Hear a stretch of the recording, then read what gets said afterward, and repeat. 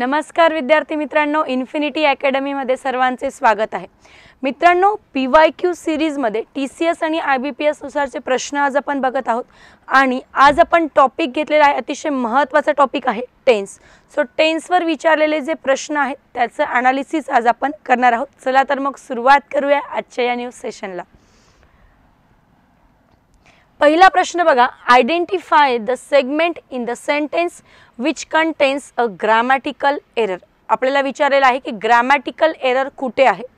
बघा काय आहे sentence, laws and rules are made to safeguarding our rights and protect us. Okay, so आपण पूर्ण सेंटेन्स जे आहे ते व्यवस्थित स्टडी करणार आहोत। लॉज अँड रूल्स म्हटलेलं आहे, लॉज अँड रूल्स यासाठी आपण आर वर्ब वापरलेला सेंटेन्स मध्ये दिसतोय। सो लॉज अँड रूल्स हा प्लुरल सब्जेक्ट झाला, त्यासाठी आर वर्ब बरोबर वापरलेला आहे। पुढे बघा मेड, आर आणि मेड दिलेला आहे म्हणजेच काय V3 दिलेला आहे। सो हे पॅसिव्ह व्हॉइसचं वाक्य आहे, हे तुम्हाला लक्षात येईल। ओके, पॅसिव्ह व्हॉइसच्या वाक्यामध्ये आपण बघितलंय B + V3 ची रचना असते। त्यानंतर म्हटलंय बघा टू सेफगार्डिंग, आता 2 + V1 इथे यायला पाहिजे होते, टू सेफगार्डिंग त्यांनी दिलेलं आहे। ओके, टू सेफगार्डिंग हे चुकीचं असणार आहे, कारण टू नंतर आपण नेहमी काय वापरत असतो, V1 वापरत असतो, ज्याला आपण काय म्हणतो इन्फिनिटिव्ह असे म्हणतो। ओके, 2 + V1 ची रचना नेहमी असते। ओके, याला आपण इन्फिनिटिव्ह असे म्हणतो, म्हणून टू सेफगार्डिंग इथे आपल्याला चूक दिसते। पुढे बघा our rights and protect us, यामध्येही काही आपल्याला मिस्टेक मिळत नाहीये। ज्यावेळेस तुम्ही ऑप्शन बघतात are made to, are made बरोबर आहे कारण हा प्लुरल सब्जेक्ट, आर मेड बरोबर आहे। सेफगार्डिंग आर राइट्स म्हटलेलं आहे, सो इथे मिस्टेक आहे, इथे एरर आपल्याला मिळतोय कारण सेफगार्ड हवे होते, सेफगार्डिंग नाही। ओके गाइस, सो ऑप्शन याचं काय असणार आहे, बी ऑप्शन करेक्ट असणार आहे। पुढचा प्रश्न बघा, in the sentence identify the segment which contains the grammatical error. Okay, काय आहे प्रश्न, एरर कुठे आहे बघा। She forgot lock the door when she went out in a hurry. बघा टेन्स म्हणजे काय, तर तुम्हाला वर्बचे फॉर्म्स चेक करायचे असतात। बघा इथे फॉरगॉट दिलेला आहे आणि परत लॉक हा वर्ब दिलेला आहे। पुढे म्हटले बघा शी वेंट म्हणजे पास्ट मधलं वाक्य आपल्याला दिलेलं आहे। ओके, फॉरगेट आणि फॉरगॉट हा त्याचा काय झाला, मग V2 झाला, फॉरगॉट हा V2 दिलाय। यानंतर परत वर्ब आलेला आहे। ओके, जर एखाद्या वर्ब नंतर दुसरा वर्ब लगेच येत असेल तर तो आपण इन्फिनिटिव्हच्या फॉर्म मध्ये लिहितो, म्हणजे काय 2 + V1 लिहितो। सो लॉक इथे असायला नको, आन्सर सेंटेन्स असे हवे होते, she forgot to lock the door. Okay, असे असले असते तर वाक्य बरोबर राहिले असते। ऑप्शन काय काय बघा, इन अ हरी दिलेला आहे, शी फॉरगॉट लॉक दिलेला आहे, सी आहे द डोअर व्हेन, आणि पुढे म्हटले she went out. Okay, so she went out पण बरोबर आहे, पास्ट मध्ये दिलेला आहे, परंतु शी फॉरगॉट लॉक इथे काय आहे आपल्याला एरर दिसतोय, म्हणून याही प्रश्नाचा आन्सर कोणता आहे, तर बी ऑप्शन करेक्ट असणार आहे। पुढचा प्रश्न बघूया विद्यार्थी मित्रांनो, select the most appropriate option to substitute the underlined segment in the given sentence. If there is no need to substitute it, select no substitution. जे आपल्याला सेंटेन्स दिलेला आहे, या सेंटेन्स मध्ये जो अंडरलाइन वर्ड्स आपल्याला दिलेले आहेत त्याला दुसऱ्या कोणाने सबस्टिट्यूट करू शकतो का आपण, आणि जर नसेल करू शकत तर नो सबस्टिट्यूशन हे आन्सर निवडायचं आहे। काय दिलंय बघा sentence, had you not interfering in my affairs I would have been the US now. Okay, yes. पुढे बघा जर तुम्ही व्यवस्थित वाक्य बघितलं तर हॅड तुम्हाला इथे दिसतोय आणि हॅड यू नंतर सब्जेक्ट दिलाय इंटरफेअरिंग। मित्रांनो तुमच्या माहितीसाठी सांगते की ज्याही वेळेस हॅड वाक्यामध्ये हेल्पिंग वर्ब म्हणून येत असतो तर यानंतर आपण काय वापरत असतो, V3 वापरत असतो, आणि हा टेन्स होतो पास्ट परफेक्ट टेन्स। जर हेल्पिंग वर्ब म्हणून इथे हॅड दिलाय तर इथे वर्बचा कंटिन्युअस फॉर्म द्यायला नको। ओके, कंटिन्युअस फॉर्म म्हणजे काय, तर वर्बला ING लागलेले असेल तर त्याला आपण काय म्हणतो, कंटिन्युअस फॉर्म म्हणतो, आणि वर्बला ING असेल तर तेव्हा आपण हेल्पिंग वर्ब म्हणून ॲम आर प्रेझेंट मध्ये, आणि पास्ट असेल तर वॉज वेअर वापरत असतो। सो इथे इंटरफेअरिंग येणार नाही। ऑप्शन जर तुम्ही बघितले, हॅड यू नॉट इंटरफेअर्ड आहे, वॉज यू नॉट इंटरफेअर आहे, have you not been interfere आहे। जर इथे हॅड ऑलरेडी दिलेला आहे तर आपल्याला इथे फक्त V3 वापरायची गरज आहे। ओके. सो इथे इंटरफेअर, इथे परत इंटरफेअरिंग दिलाय म्हणजे हेही ऑप्शन काय होतात आपले कट होतात. नो सबस्टिट्यूशन येणार नाही कारण इथे आपल्याला इथे V3 वापरलेला दिसतोय. पास्ट परफेक्टचं वाक्य अगदी योग्य होईल जर इथे इंटरफेअर्ड दिलेलं असते तर. ओके. म्हणून ह्या प्रश्नाचं आन्सर असणार आहे आपलं बी ऑप्शन. SSC ला विचारलेले प्रश्न आपण बघत आहोत. ओके. पुढे बघा, select the most appropriate option to substitute the underline segment in the given sentence. If no substitution is required select no substitution. अगोदर सारखाच प्रश्न इथे आपल्याला परत दिलेला आहे. काय म्हटले बघा, if you are not able to go out did not worry. जेव्हा तुम्ही इफचं सेंटेन्स बघतात तर इफच्या सेंटेन्समध्ये तुम्हाला समजते की इथे इफच्या सेंटेन्समध्ये हा वर्ब दिलेला आहे. टेन्सचा प्रश्न काय असतो की वर्बचे फॉर्म चेक करायचे असतात आणि वर्ब आणि सब्जेक्ट सब्जेक्टनुसार वर्ब बरोबर आहे का हेच तुम्हाला टेन्समध्ये चेक करायचं असतं. मित्रांनो, एकूण 12 काळांचा आपण अभ्यास करत असतो. ओके. सो 12 टेन्सेसचा आपण अभ्यास करत असताना प्रेझेंट टेन्स काय आहे, पास्ट काय आहे, फ्युचर काय आहे याचे फॉर्म्युलेने पाठ करता फक्त नावावरूनच आपण ते लक्षात ठेवू शकतो. ओके. सो हा डिटेल स्टडी आपण अगदी कोर्समध्ये बघतोच, परंतु आज अगदी थोडक्यात जर माहिती सांगायची असेल तर मी तुम्हाला हे सांगेल की जेव्हाही बघा एम इज आर हे वाक्यामध्ये मेन वर्बचं काम करत असतात म्हणजेच काय मुख्य क्रियापदाचं काम करत असतात तर तो काळ प्रेझेंट असतो. आणि जर जेव्हा वॉज किंवा वेअर हे मेन वर्बचं काम करत असतात म्हणजे यांच्यानंतर कोणताही वर्ब नसतो तेव्हा तर तो वाक्याचा काळ सिंपल पास्ट टेन्स असतो. इथे आर आलेला आहे, आर नंतर वर्ब प्लस ING आला आहे का, नाही, म्हणजे आर हा सिंपल प्रेझेंट टेन्सचं काम करतोय. सेंटेन्स कोणतं आहे, सिंपल प्रेझेंट टेन्स आहे. आर हा प्रेझेंट टेन्स शो करतोय. ओके. म्हणून लक्षात ठेवा हे वाक्य प्रेझेंटमध्ये आहे. आता इथे काय डीड नॉट वरी ऐवजी काय येऊ शकते किंवा ते बरोबर आहे हे आपल्याला चेक करायचे. जर हे प्रेझेंटचे वाक्य इथे म्हटले डीड नॉट वरी, जर तुम्ही डूचे फॉर्म्स बघितले तर डूचे फॉर्म आहे बघा डू, डज आणि did.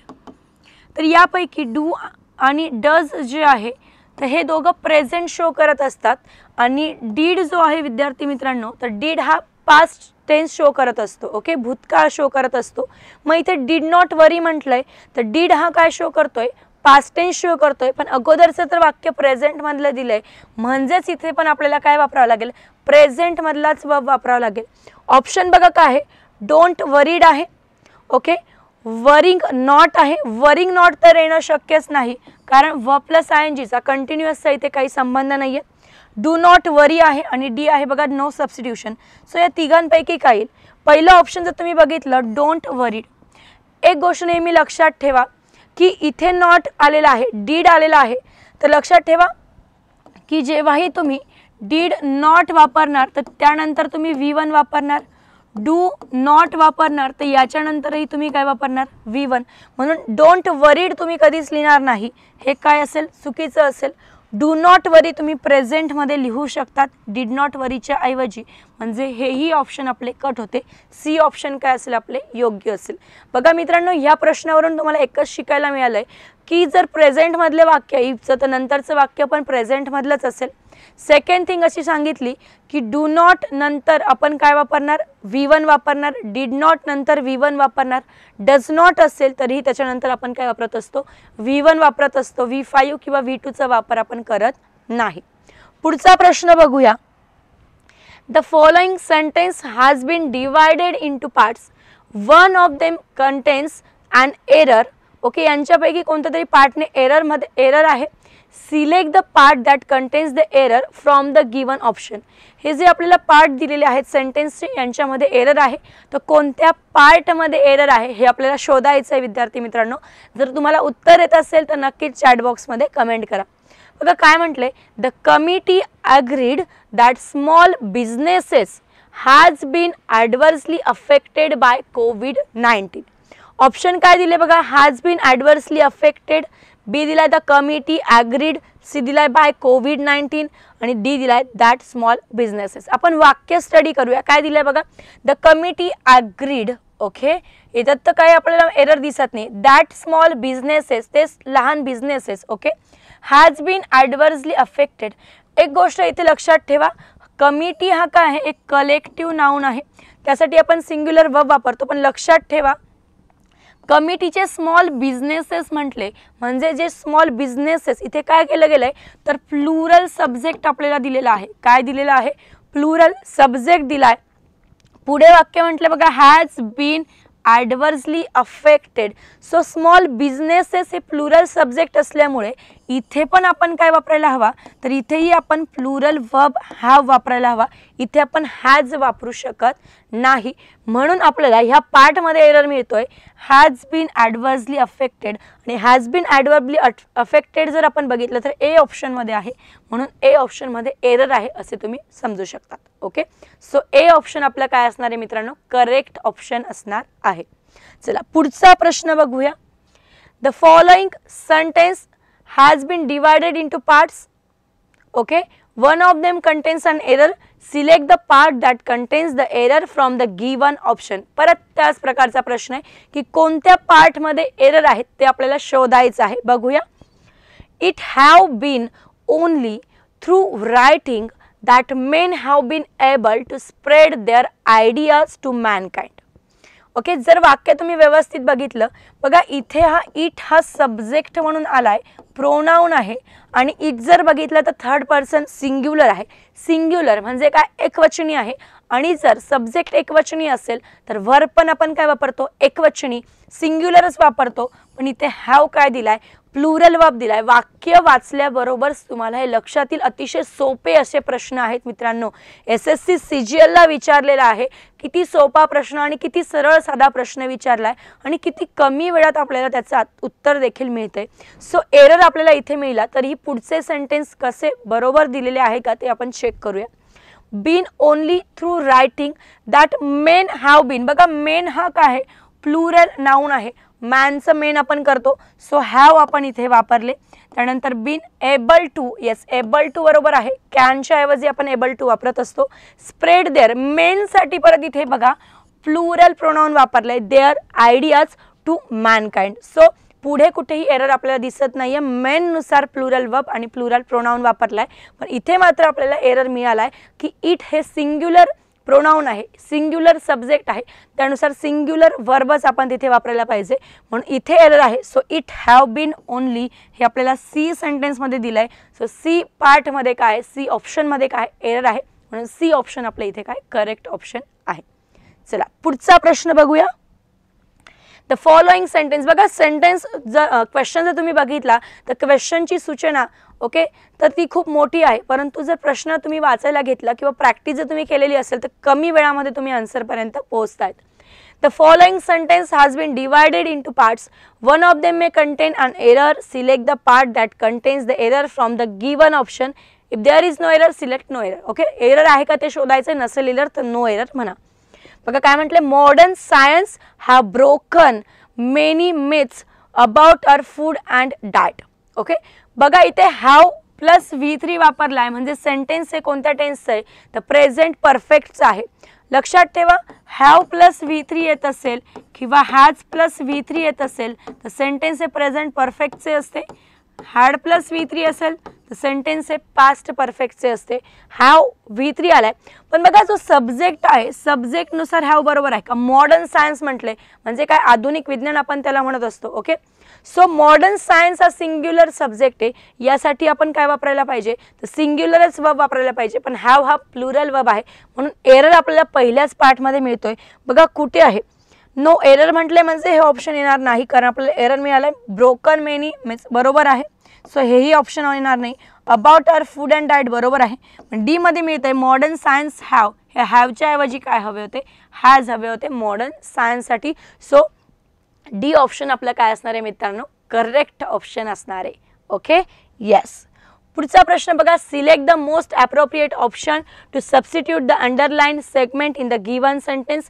If there is no need to substitute it, select no substitution required. बघा, Lavanya was happy to see that the tree they had planted the previous year has grow quite taller. वाक्याचा अभ्यास करूया, सेंटेन्सचा टेन्सचा अभ्यास करूया. लावण्यानुसार इथे was बरोबर दिलेला आहे का? येस, वॉज आहे. मी तुम्हाला म्हटले की वॉज जेव्हा मेन वर्बचं काम करत असेल तेव्हा तो पास्ट टेन्स असतो. सिंपल पास्ट टेन्स आपल्याला इथे मिळाला. पुढे म्हटले बघा टू सी, टू सी हा इन्फिनिटिव्ह आहे. That the tree they had planted, had planted म्हटलेलं आहे guys. Had planted, had plus V3 आहे म्हणजे पास्ट परफेक्ट इथे दिलाय. पुढे बघा द प्रिव्हियस इयर आपल्याला म्हटलंय हॅज ग्रो क्वाईट टॉलर. इथे जर पास्ट परफेक्ट दिलेला आहे आणि हॅज ग्रो म्हटलंय, हॅज प्लस V3 पण नाहीये. बघूया ऑप्शन मध्ये काय काय दिलंय. नो सबस्टिट्यूट रिक्वायर्ड, इथे सबस्टिट्यूट रिक्वायर्ड नाही असं म्हटलंय, पण नाही आपल्याला कळतंय की इथे हॅज असून V3 नाहीये म्हणजे एरर तर तिथे आहेच. म्हणून पहिला ऑप्शन आपला काय होईल? कट होईल. सेकंड ऑप्शन बी ऑप्शन बघा had grown quite tall. C option आहे बघा हॅड ग्रो क्वाईट टॉलर आणि डी आहे had grown quite tallest. C option जर तुम्ही बघितला तर हॅड ग्रो, हॅड नंतर नेहमी V3 येतो म्हणून हेही कट होते. बी ऑप्शन बघितला हॅड ग्रोन क्वाईट टॉल आहे आणि हॅड ग्रोन क्वाईट टॉलेस्ट आहे. आता इथे टॉलर म्हटलेलं आहे पण क्वाईट तिथे दिलेला असल्यामुळे आपल्याला इथे सुपरलेटिव्ह डिग्री वापरायची गरज नाहीये. ओके, आपल्याला सुपरलेटिव्ह डिग्री वापरायची गरज नाहीये म्हणून योग्य ऑप्शन आपलं कोणतं असणार आहे? Had grown quite tall. Okay, so B option आपलं काय असणार आहे? बरोबर असणार आहे. ओके, क्वाईट शब्द आल्यामुळे आपल्याला टॉलेस्ट वापरायची गरज नाहीये. बी ऑप्शन आपलं काय असणार आहे? बरोबर ऑप्शन असणार आहे. पुढचा प्रश्न बघा विद्यार्थी मित्रांनो, select the option that will improve the underline part of the sentence. In case no improvement is needed, select no improvement required. Okay, बघा I wish I have come an hour sooner. Okay, option काय आहेत बघा, हॅवच्या ऐवजी has यायला हवे का? Will, had किंवा no improvement require. Option प्रमाणे जाऊया. आय साठी आपण नेहमी हॅव वापरत असतो म्हणून हॅज कधीही येणार नाही. पण लक्षात घ्या इथे विलही येणार नाही कारण विश, आय विश म्हणजे माझी अशी इच्छा होती किंवा असे झाले असते तर. ओके, सो आपण आय विश नंतर नेहमी पास्ट वापरत असतो आणि पास्ट मध्ये आपल्याला फक्त सी दिसतोय हॅड, म्हणून I wish I had come and or sooner हे सेंटेन्स काय असेल? बरोबर असेल. हॅव ऐवजी आपण काय वापरायला पाहिजे? हॅड. रूल काय शिकले की विशचे जर वाक्य येत असतील तर तुम्ही तिथे पास्ट वर्ब, पास्टचा वर्ब जो आहे, पास्ट शो करणारा वर्ब जो आहे तो वापरायला हवा. सो सी ऑप्शन आपले बरोबर असणार आहे. पुढे बघा in the given sentence identify the segment which contains the grammatical error. काय म्हटलंय? My mother generally read the local newspaper to keep abreast of the local news. Okay, आता इथे काय म्हटलंय? जनरली म्हटलेलं आहे बघा. जनरली असेल, डेली असेल, एव्हरीडे असेल तर हे जे शब्द आहेत हे प्रेझेंट टेन्स शो करणारे टाइम ॲडव्हर्बियल्स आहे आणि जेव्हाही हे शब्द वाक्यामध्ये येतात तर तेव्हा आपण ते वाक्य सिंपल प्रेझेंट टेन्समध्ये लिहित असतो. आणि सिंपल प्रेझेंट टेन्स जर तुम्ही बघितला तर सिंपल प्रेझेंट टेन्समध्ये V1 किंवा V5 वापरत असतो. माय मदर हा इथे थर्ड पर्सन सिंग्युलर आहे आणि माय मदर थर्ड पर्सन सिंग्युलर असल्यामुळे आपण इथे काय वापरणार? V5 चा वापर करणार. ओके, ऑप्शन काय आहेत बघा. The local newspaper, of the local news, my mother generally read आणि टू कीप ॲब्रिस्ट. ओके, सो इथे आपल्याला हे समजतंय की माय मदर थर्ड पर्सन सिंग्युलर आहे. इथे रीड V1 वापरलाय पण माय मदरसाठी आपण काय वापरायला पाहिजे होते? V5. सो तिथे रीड हवे होते म्हणून सी ऑप्शन काय असणार आहे? आपले करेक्ट असणार आहे. माय मदर जनरली रीड हवे होते तिथे आपल्याला रीड दिलेले आहे. Okay guys, so C option आपलं काय असणार आहे? करेक्ट ऑप्शन असणार आहे. सो मित्रांनो, टेन्सवर आपण अतिशय जे हार्ड क्वेश्चन्स होते ते देखील बघितले. SSC CGL ने कसे प्रश्न विचारलेले आहेत. ओके, तुमच्या मनात यापूर्वी भीती असेल की TCS किंवा IBPS पॅटर्ननुसार एक्झाम होणार आहे, नेमके प्रश्न तरी TCS आणि IBPS ने कसे विचारले ही भीती दूर करण्यासाठी आपण ही सिरीज चालू केलेली आहे आणि या सिरीजच्या माध्यमातून तुम्हाला SSC CGL चे असतील, SSC CHSL चे प्रश्न असतील ते तुमच्या समोर आम्ही घेऊन येत आहोत आणि तुमची भीती जी आहे ती दूर करण्याचा प्रयत्न करत आहोत. सिरीज कशी वाटते? ओके, आन्सर्स तुम्हाला येत आहेत का? ओके, लेक्चर कसं वाटते ते कमेंट बॉक्समध्ये नक्कीच कळवा. मित्रांनो, WCD, WRD, BMC, ZP, PWD आणि JEE ची आपण एक हायब्रिड बॅच लॉन्च केलेली आहे. ओके, ही बॅच जी आहे ऑनलाईन प्लस ऑफलाईन असणार आहे. 14 फेब्रुवारीपासून ही बॅच आपली स्टार्ट झालेली आहे. ज्याही विद्यार्थ्यांना या बॅचला ॲडमिशन घ्यायचं ते अजूनही ॲडमिशन घेऊ शकतात. चला तर मित्रांनो, पुन्हा भेटूया असंच एका नवीन व्हिडिओमध्ये आणि नवीन टॉपिकसह. Have a nice day.